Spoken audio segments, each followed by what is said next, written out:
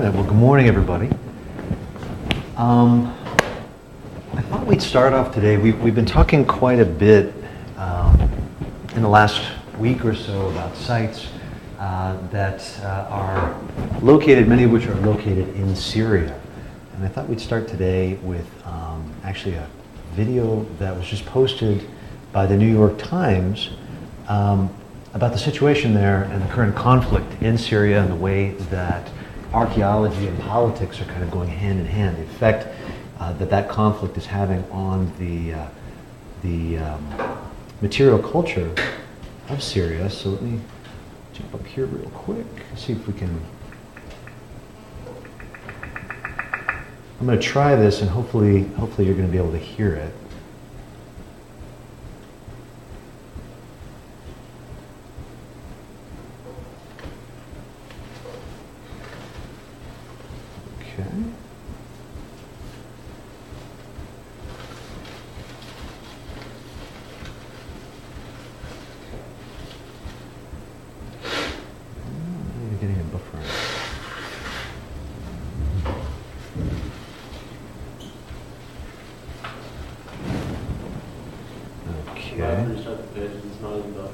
Yeah, let me see if I can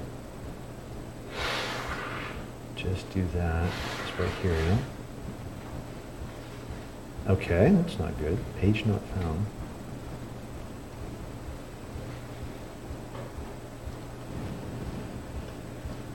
Huh.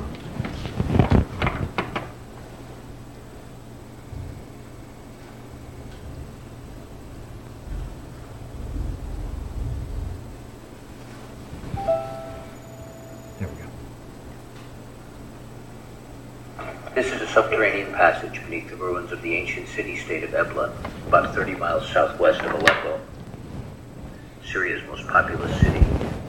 Several thousand years ago, Ebla flourished. This is C.J. Chivers for the New York Times. While reporting on Syria's civil war, we traveled north between Damascus and Aleppo to cover a battle between rebels seeking to depose President Bashar al-Assad and Syria's army. There are several ancient ruins along the way. At Ebla, Ali Shibla said he was guarding one of the country's most famous archaeological missions. Work in places like Ebla has been suspended by researchers amid the violence that has left tens of thousands of people dead and many more wounded. The kingdom of Ebla, also known as Tel Mardik, is an ancient site in Idlib Governorate, southwest of Aleppo.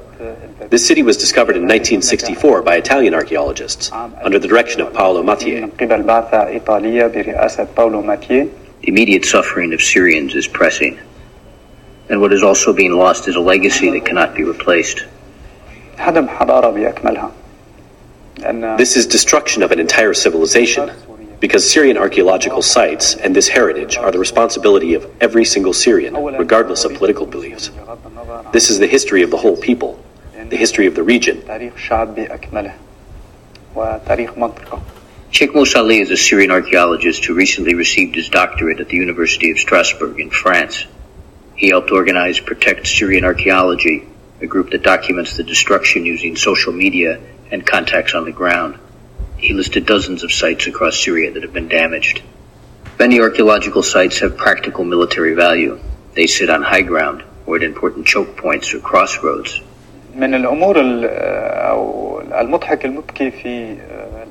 What is ironic in Syria now is that the ancient fortifications, which had an important military role in conflicts over the ages, are now having the same military strategic role since 2011.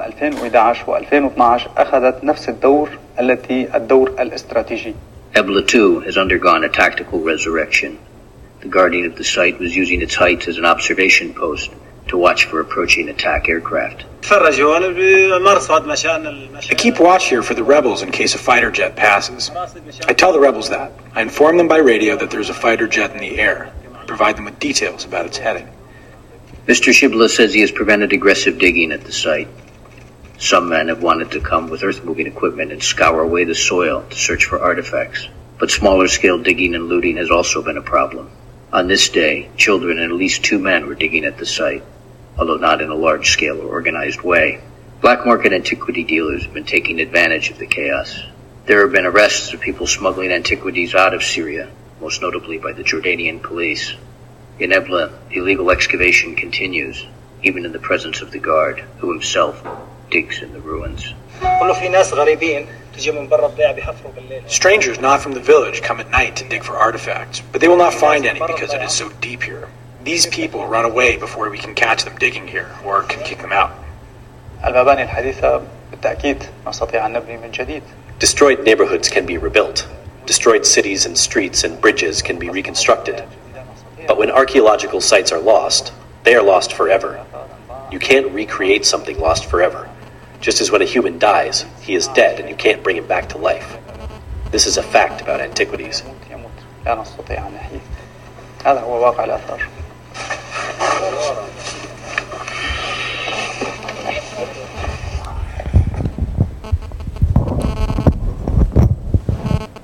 So clearly a dire situation in Syria right now. And this is something that we've seen before, obviously, with the Iraq War, the use of archaeological sites.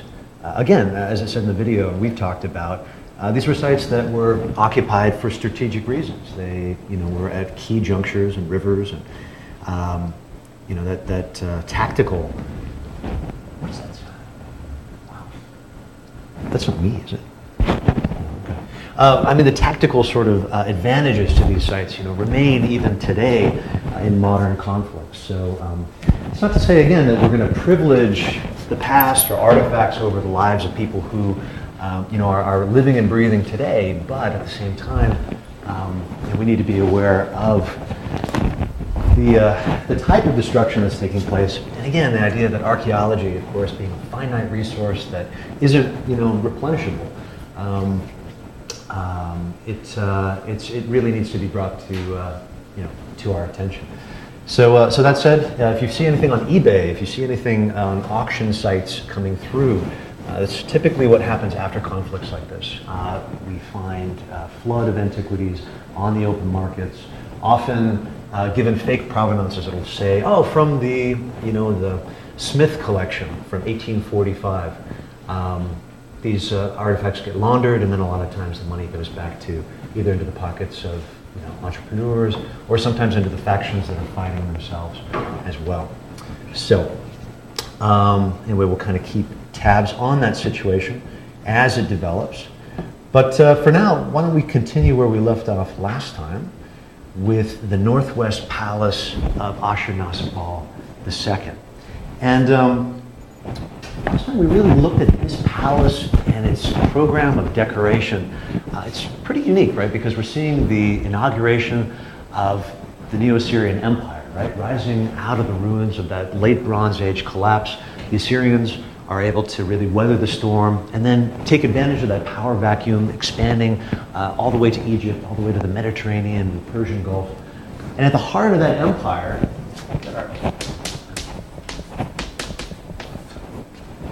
is the city of Calhoun,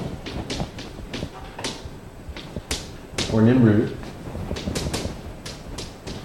At the center of that palace, at the center of the city, we have the Northwest Palace. And at the center of the Northwest Palace, we've got a throne room. Of course, and in the center of the throne room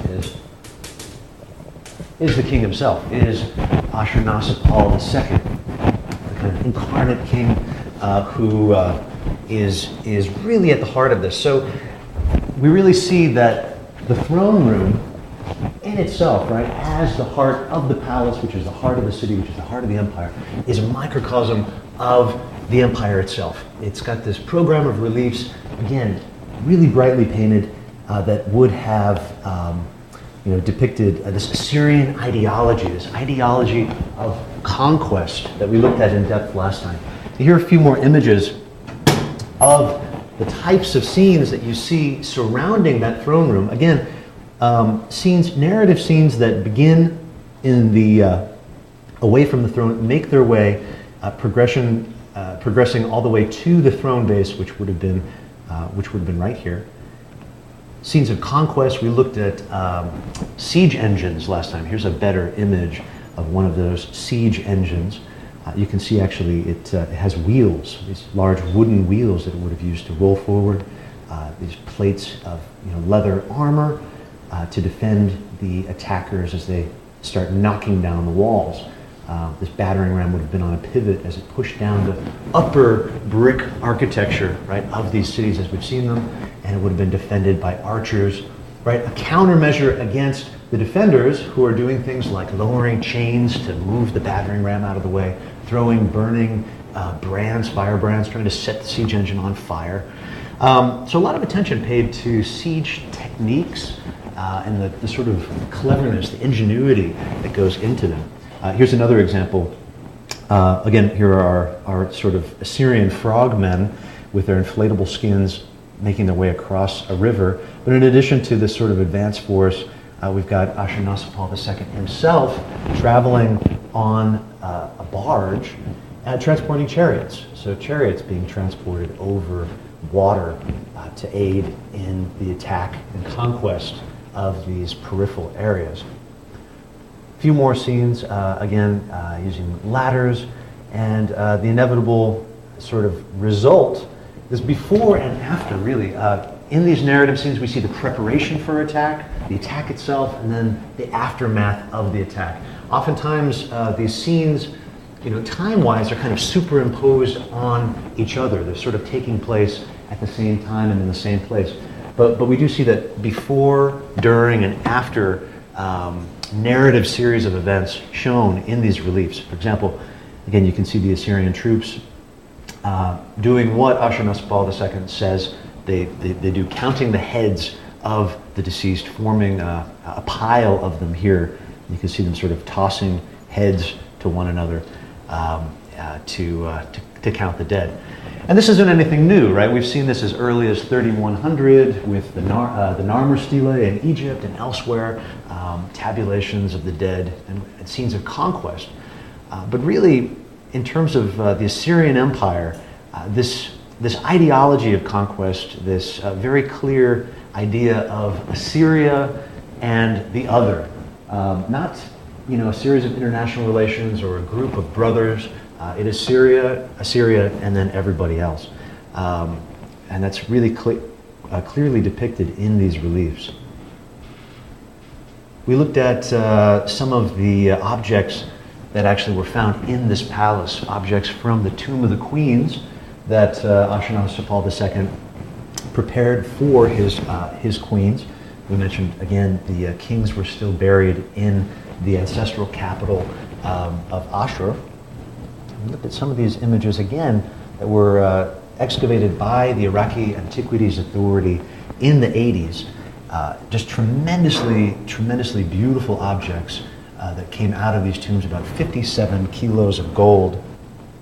And I just wanted to thumb through these because we were moving through them quickly at the end of our class last week.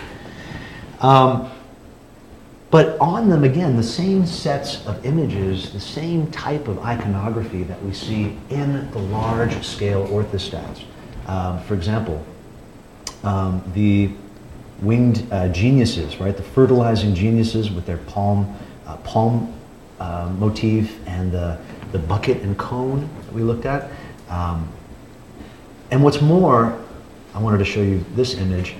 Images of the kings themselves wearing this ornamentation. Well, we actually see them wearing, for example, here this scene of Ashurnasirpal II wearing cufflets that are almost identical to those that were uncovered in the tombs themselves.